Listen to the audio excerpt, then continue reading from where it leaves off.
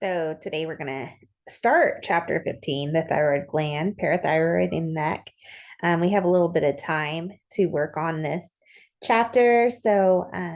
And to really dive into it because the thyroid is going to be one of the things that you scan quite a bit. And so it's important to know the different abnormalities and what the thyroid, what a regular thyroid, like a benign thyroid would look like, and how to distinguish between malignant and benign masses.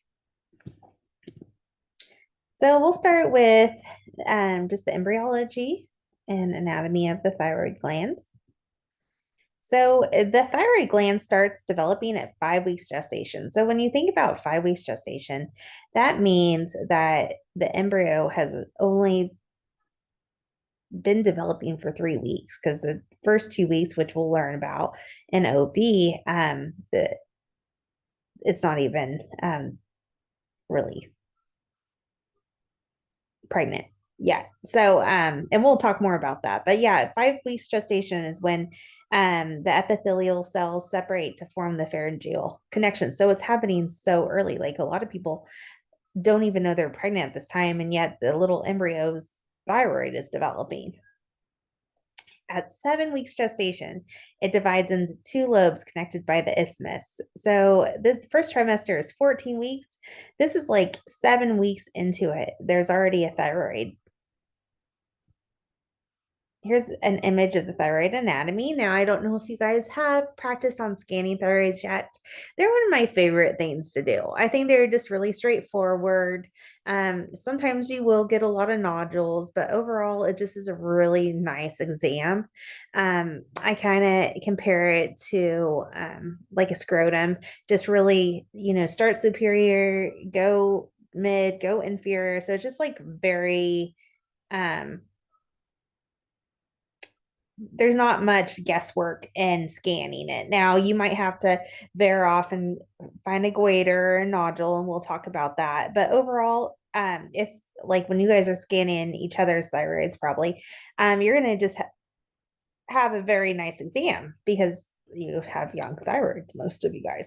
So, anyway, this is what the thyroid looks like, and you can kind of a doctor, when they're doing like a well visit for you or something, they'll feel on your neck, and they will feel for the thyroid gland, feel if there's like a lump or a nodule that they can fill, and because it's really superficial. So there's two lobes, and then there's an isthmus that connects between the two lobes.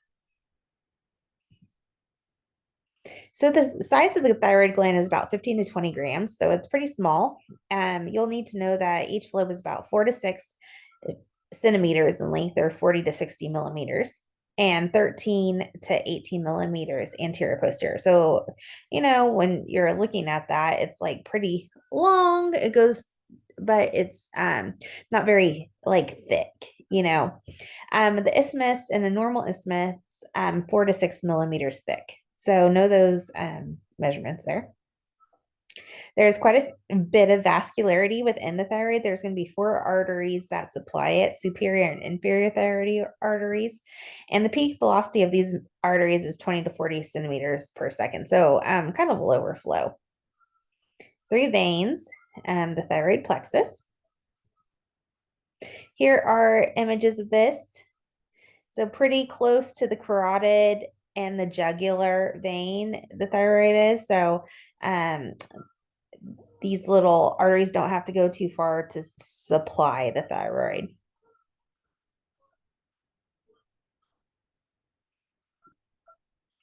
I like this image of, this is a transverse image and transverse picture of the neck.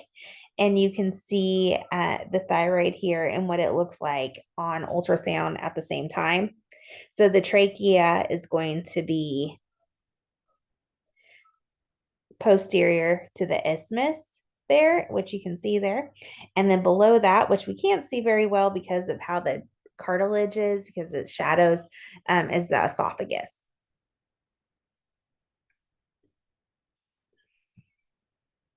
And then you have your CCA, you have some muscles that are anterior. This is a long image or a sagittal image of the thyroid. So you can see that it's longer. So it's going to be 4 to 6 centimeters.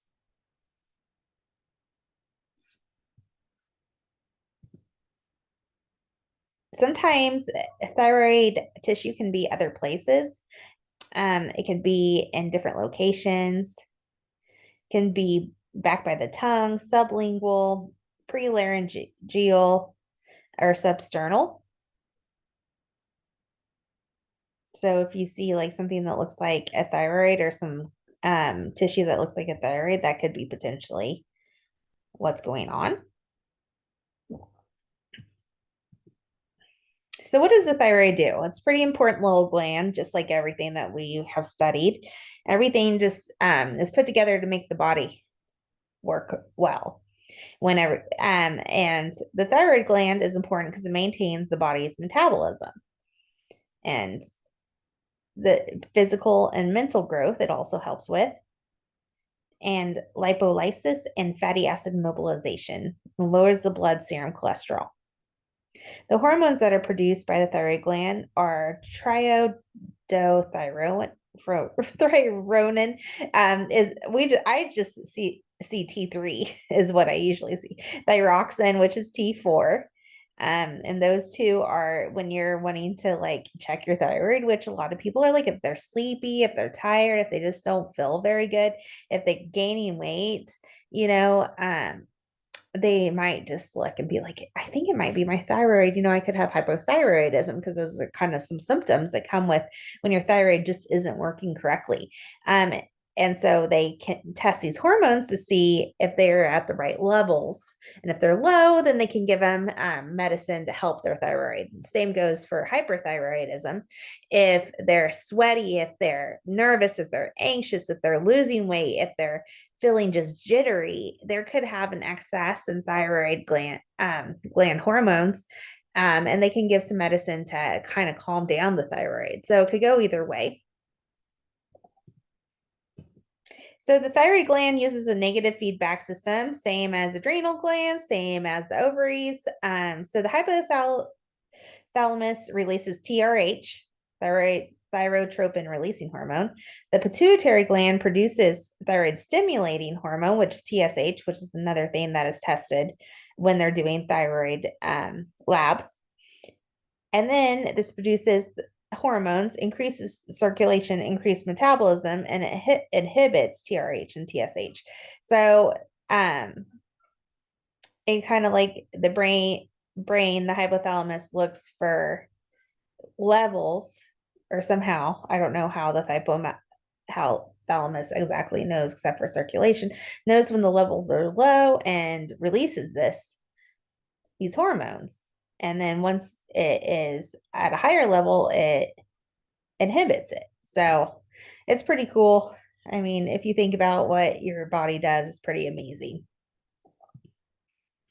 So hyperthyroidism is excessive release of thyroid hormones.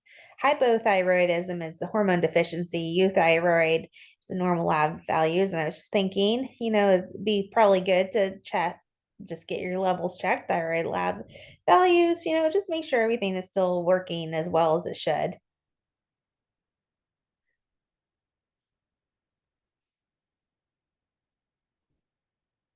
So, which hormone is released by the hypothalamus? And it helps regulate thyroid hormone production.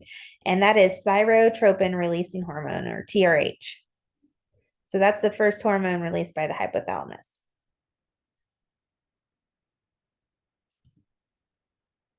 What is the normal long measurement of the thyroid gland? And it's 40 to 60 millimeters, 4 to 6 centimeters. Next, we'll go over a little bit about sono exam techniques. Like I said, it's a pretty straightforward exam, which, everybody always looks forward to that. I'm not saying that you're not going to get weird thyroids because you will, or you'll get ones with a lot of nodules and it'll be exhausting. But overall, it's an easy exam. So, how you're going to prep the patient is supine. You're going to elevate the shoulders and upper back. Some people do that. I like to kind of keep them a little bit lower, and especially if they have kind of their body habitus is at a certain thing and they like they're heavier, it might be easier to kind of lay them flatter so they can kind of stretch their neck out. And kind of you have to fill it out. And you don't want the patients to get dizzy or over extend their neck because it'd make them not feel good or pass out. And we do not want that. Transducer, you're going to use our high frequency transducer. In a short, focused linear, you'll put it your protocol on thyroid. Um,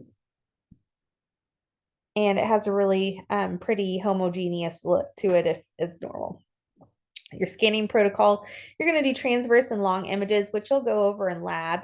But basically, like how I like to start it out is I like to do a transverse right lobe, and I'll do transverse right lobe, superior, mid, measure, inferior. Then I'll go to the isthmus, I'll measure it anterior posteriorly. Then I'll go to the left lobe and I'll do a transverse superior, mid, measure, inferior. Then I'll do long right lobe and I'll scan from medial to lateral and I'll measure. And then I will do the same with the left lobe. And that's pretty much it. So it's a pretty straightforward, like I've said multiple times, pretty easy. It should have a homogeneous echo pattern. Um, and you will also put color on to see how the thyroid, make sure it's not excessive. Um, and then you might be able to scan some lymph nodes. If there is a bump there that you can feel, you might look around to see if there's a lymph node because there are some lymph nodes that are pretty close to the thyroid.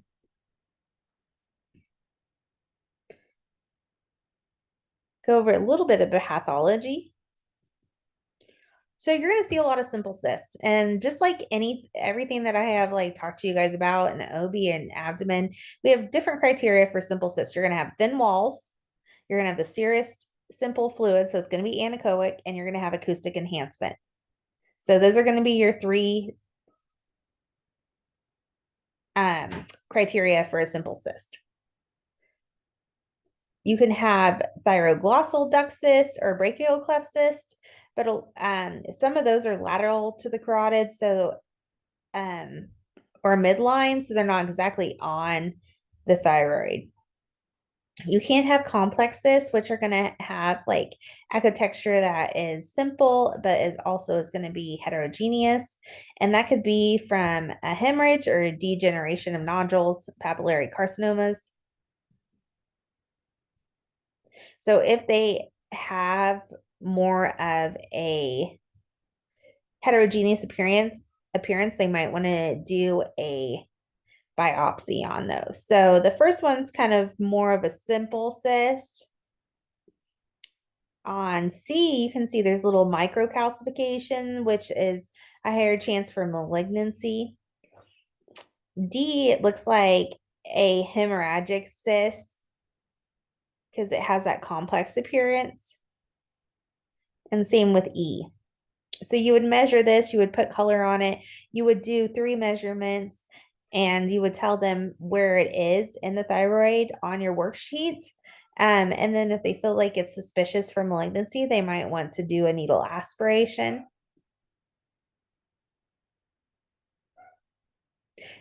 Thyroid nodules are common among women of increased age with decreasing iodine intake.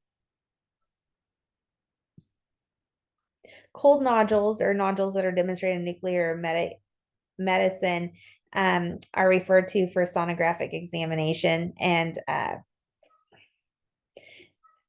needle aspiration is required to distinguish between some thyroids. Adenomas are mostly what you're going to see, and those are benign glandular epithelium fibrous capsules. So they're benign. I think you'll probably see them quite a bit. I think I have maybe a small one on my thyroid. They're mostly solitary and they're slow growing, and they account for about 5 to 10% of thyroid nodules. There's a wide variation of sonographic appearance to these. Most are common, are solitary, well circumscribed, oval circular mass with uniform low echogenicity, and they're going to have like a spoke and wheel color Doppler.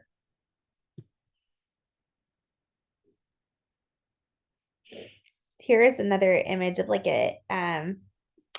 this patient has multiple different nodules. If you can see the one that the arrow that is pointing to, that's like an adenoma. Sorry, I'm going to go to.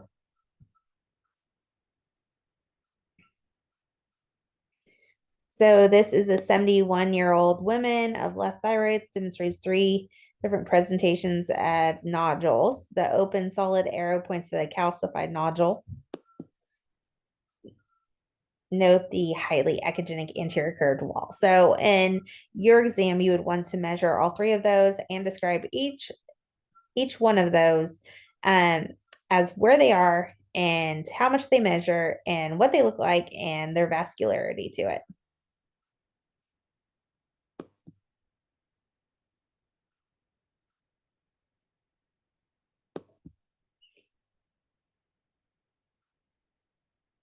It's called an eggshell calcification. On B here, the sonographic appearance of peripheral curved calcification was previously inclusive to only benign nodules, but to much less extent was seen with malignant nodules. So most of the times those are benign, but can be seen in malignant at some times. This is another kind of nodule that you're going to see where there's a hypoechoic halo. And for they're probably going to do like a fine needle aspiration to make sure that it's not malignant. It looks like that one turned out to be a benign hyperplastic nodule. On D and E, these are the two images of a patient with a fine needle aspiration results described as an adenoma.